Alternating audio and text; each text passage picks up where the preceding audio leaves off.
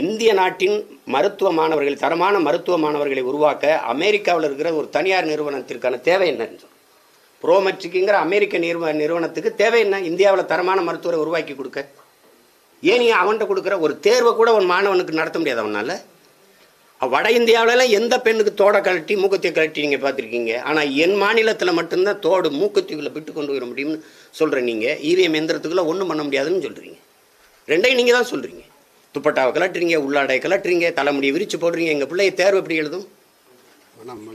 என்ன மனநிலையில் நீங்கள் உள்ளே அனுப்புறீங்க எங்களை? என்னுடைய பொண்ணு 2 வருஷத்துக்கு முன்னாடி நீட் எழுத போச்சு. நான் அதை எந்த செய்திகள்லையும் சொல்லலை.